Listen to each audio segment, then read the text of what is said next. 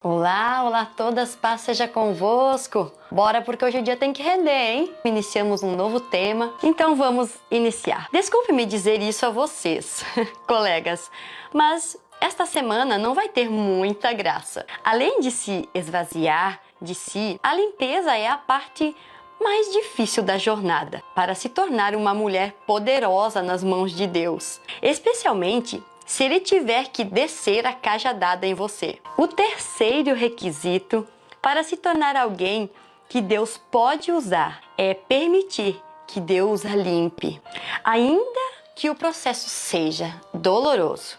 Eu vou lhe dizer algo já de cara. Eu acho que é exatamente esse ponto em que muitos cristãos não entendem. Deus não somente não promete perdoar os pecados não confessados. Deixa eu repetir. Em nenhum lugar das Escrituras Deus promete perdoar pecados não confessados.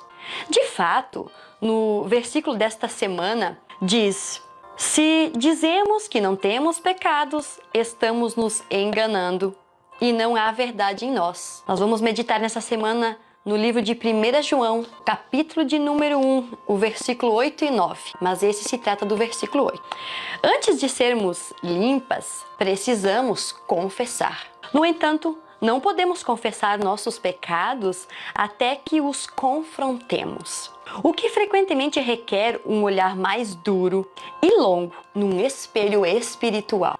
Infelizmente, algumas vezes o pecado dá um jeito de se intrometer nesse processo.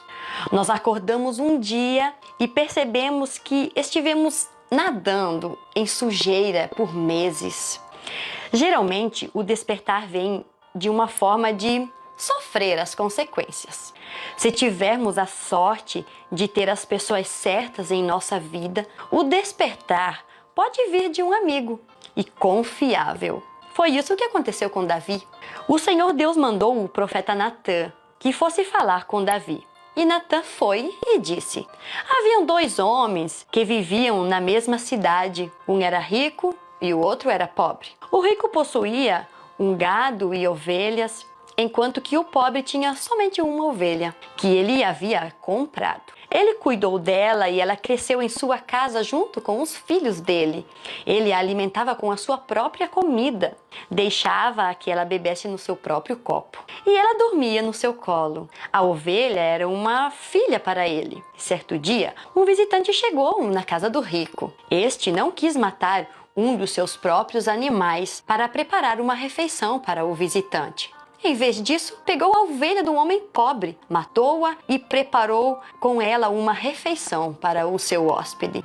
Então Davi ficou furioso com aquele homem e disse: eu juro pelo Senhor, o Deus vivo, que o homem que fez isso deve ser morto. Ele deverá pagar 4 vezes pelo que tirou, por ter feito uma coisa tão cruel. Então Natã disse a Davi: este homem é você, ó rei. E é isto que diz o Senhor, o Deus de Israel: eu tornei você rei de Israel e o salvei de Saul. Eu lhe dei o reino e as mulheres dele. Tornei você um rei de Israel e de Judá. E se isso não bastasse, eu lhe teria dado 2 vezes mais. Por que é que você desobedeceu os meus mandamentos e fez esta coisa tão horrível? Você fez com que Urias, o heteu, fosse morto na batalha. Deixou que os amonitas o matassem e então ficou com a esposa dele. Portanto, por que você me desobedeceu e tomou a mulher de Urias? Sempre alguns dos seus descendentes morrerão de morte violenta. E também afirmo que farei uma pessoa da sua própria família causar a sua desgraça. Você verá isso quando eu tirar as suas esposas e as der a outro homem, e ele terá relações com elas em plena luz do dia. Você pecou escondido e em segredo, mas eu farei com que isso aconteça em plena luz do dia para todo o povo de Israel ver. Então Davi disse: eu pequei contra Deus, o Senhor. E Natã respondeu: o Senhor perdoou o seu pecado. Você não morrerá. Mas porque, fazendo isso, você mostrou tanto desprezo pelo Senhor, o seu filho morrerá. 2 Samuel, capítulo 12, versículos do 1 ao 14.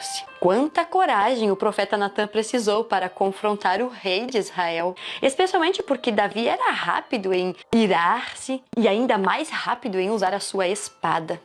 Natan se importava o suficiente para confrontá-lo, ainda que o risco fosse grande. Indo direto ao ponto, Natan foi um instrumento de Deus e Deus usou para fazer Davi trazê-lo de volta à consciência. Deixe-me fazer a seguinte pergunta: quando foi a última vez que alguém olhou nos seus olhos e disse: "Você é uma mulher assim, assim"? Quando foi a última vez que alguém lhe expôs claramente um pecado específico em sua vida e a desafiou a se arrepender?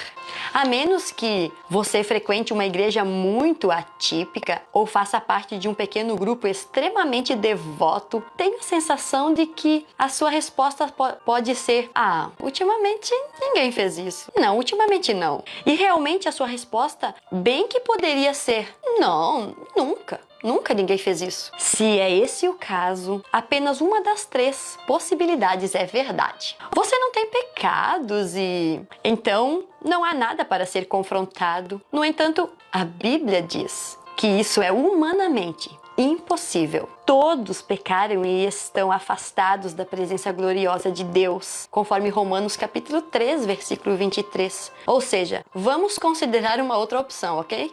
Você então é uma hipócrita extraordinariamente talentosa. Então ninguém suspeita dos seus pecados, os quais você pratica em segredo. Isso sim é possível. Contudo, acho que me lembro de que Jesus não tinha muitas coisas boas para dizer sobre os hipócritas. Ai de vocês, mestres da lei e fariseus hipócritas, pois vocês são como túmulos pintados de branco, que por fora parecem bonitos, mas por dentro estão cheios de ossos de mortos e de podridão. Você encontra essa passagem no livro de Mateus, capítulo 23, versículo 27. Ninguém sabe o suficiente sobre a sua vida e nem se importa o suficiente com você. Ninguém está disposto a desempenhar um papel que a leve para perto de Cristo. Essa é a parte 3, a porta 3. E parece ser a vencedora? Será? Na verdade, a perdedora, para mim.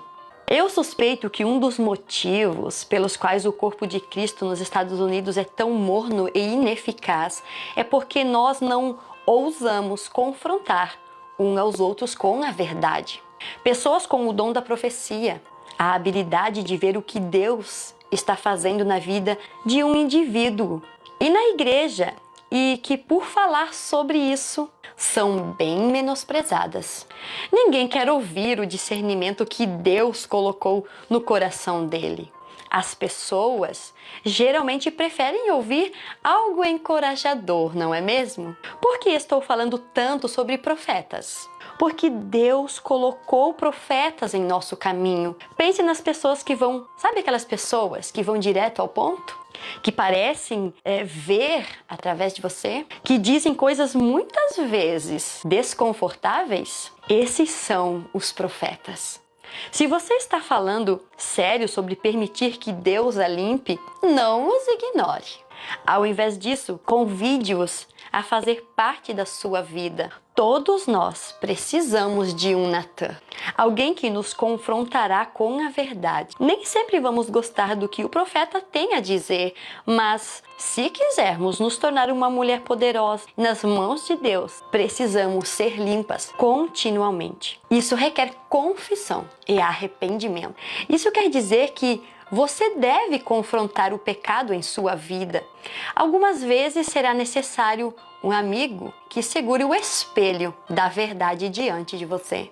Se você não tem um amigo assim, eu sugiro que arranje um. Amém? E amém, Senhor. Lição extraordinária. Como já bem ela comentou no começo, com certeza vai ser uma semana trabalhosa. Toda semana, a situação, o momento que requer faxina, demanda de muito trabalho, de muita coragem para enfrentar, botar uma roupa confortável e ir à luta, enfrentar o problema.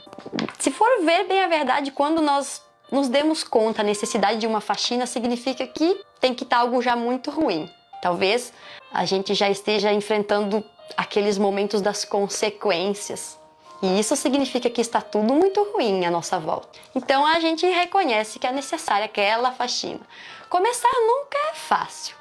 Eu já que estamos no começo da semana e é bem propício a falarmos sobre isso, dia de faxina, dia de, agora chega, já deu de bagunça, vamos ter que começar a colocar as coisas no lugar. É importante nós saber que pode ser difícil começar, mas é gratificante quando a gente chega no final. Podemos estar devastadas, cansadas da batalha, da luta, porque nós aqui estamos falando de coisas paralelas, trazendo o paralelo da nossa realidade natural, mas estamos falando de coisas espirituais da nossa vida com Deus também. Então, nós podemos já ter a certeza e vislumbrar que todo começo também tem um fim. Vai chegar um momento em que você vai estar no ponto alto da tua limpeza, da tua faxina, e você vai dizer, valeu a pena. Que descanso! Não tem nada melhor do que um lugar todo limpinho, do que, pelo menos assim, desfrutar daqueles primeiros momentos daquela faxina é muito gratificante. Um descanso, a paz, a alegria de poder estar passando por aquele momento é incomparável. O nosso Deus sabe disso. Por isso que Ele nos confronta. E Ele usa cada uma de nós para nos ajudar. Muitas vezes nós somos profetas umas das outras para nos ajudar. Olha aqui, dá uma reparada neste lugar. Será que você não está vendo? Talvez, no caminho que você está indo pode ser um caminho de erro. Que nós possamos ser esses Natãs na vida umas das outras em nome de Jesus. Amém?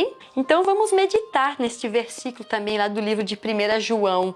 É o versículo da nossa semana toda, que diz, 1 João 1, 8 a 9. Se dizemos que não temos pecado, estamos nos enganando e não há verdade em nós. Mas se confessarmos os nossos pecados a Deus, Ele cumprirá sua promessa e fará o que é correto. Ele perdoará os nossos pecados e nos limpará de toda a maldade e injustiça. Amém? Que Deus possa te abençoar grandemente, te fortaleça, te dê a direção para onde você precisa observar. Qual área da tua vida que está precisando daquela faxina urgente? Amém? Vamos abrir os nossos olhos espirituais e vamos permitir que o Senhor nos ajude. Em nome de Jesus. E vamos firmes, porque a semana só está começando. O dia tem que render. Até amanhã e Deus te abençoe em nome de Jesus.